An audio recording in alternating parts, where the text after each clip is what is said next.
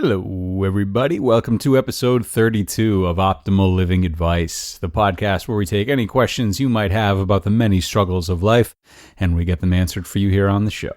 I am your host, certified life coach Greg Audino. Today, we'll be having a little chit-chat about personal burnout. We've got a great question sent in regarding the effects that come with loading up our plates too much. The plates of life, that is. Not dinner plates. I think we all know those effects already. Without further ado, though, let's see what she has to say. I'm facing a pattern of inconsistency where I have overloaded myself with work, submissions, projects, deadlines, university studies, and weekly running goals. I would try as much as I could to do each of these tasks perfectly, and I succeed to a great extent. But then I eventually get overwhelmed. I burn out.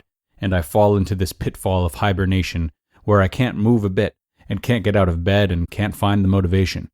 I try and try, but I don't have the energy to do anything, and I still have to keep up with the commitments because I still have deadlines to meet.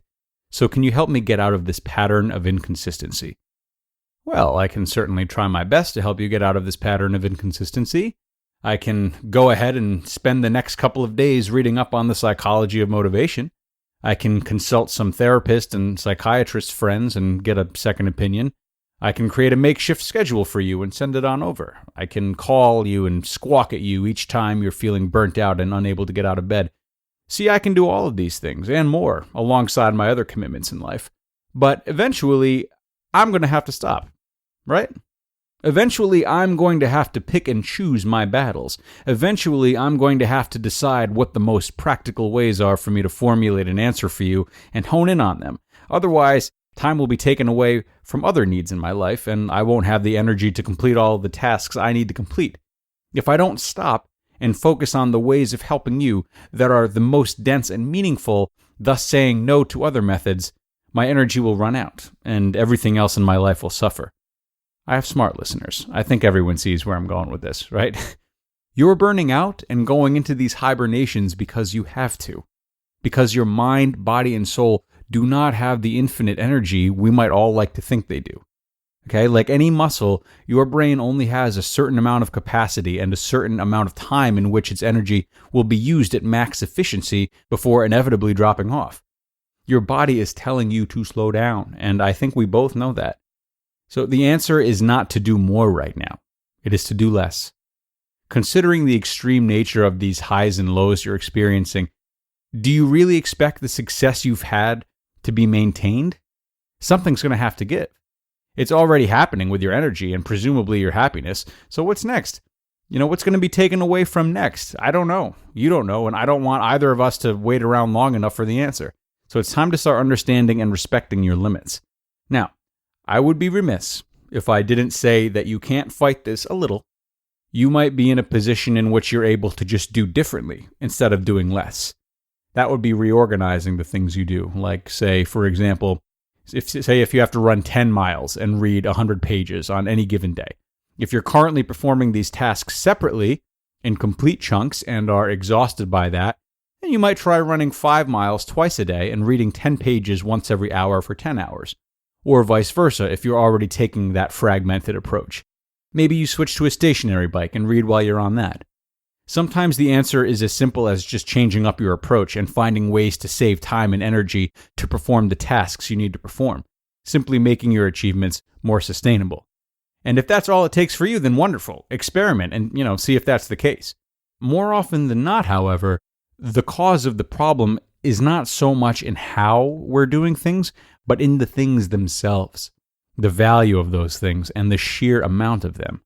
So you can shift things around a little bit and retool your systems, and at the same time start asking yourself just why it is that you feel obligated to do all these things. But eventually, the odds are that something or things, plural, are going to get cut out. But how do you decide which sacrifices have to be made? Well, you lead with meaning. The things in your life you'll be most happy to keep around and prioritize are the things that mean the most to you.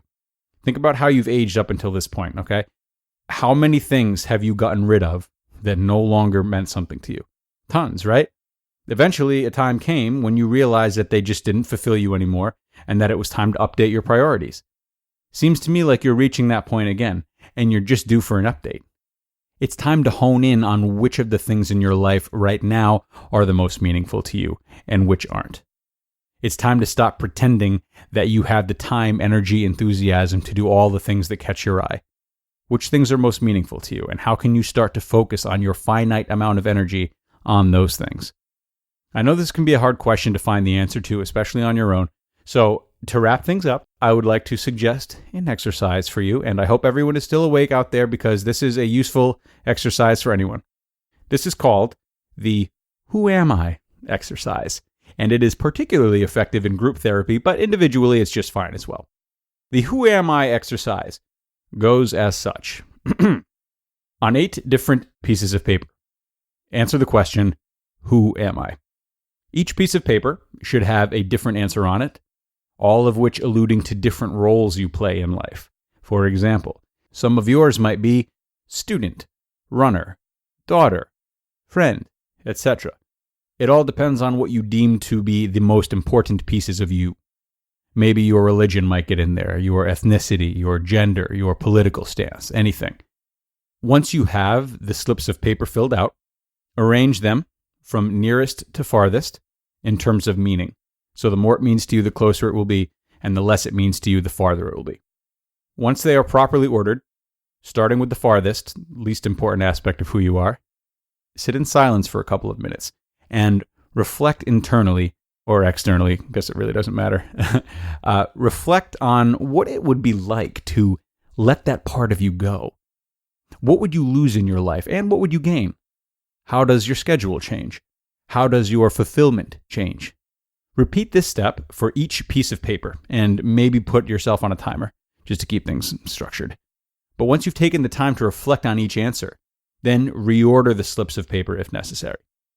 Now, what you should have in front of you by the end of this is a very carefully thought out, honest display of the parts of you that are most important, and in turn, which parts of you are less necessary to prioritize to the extent that you currently are.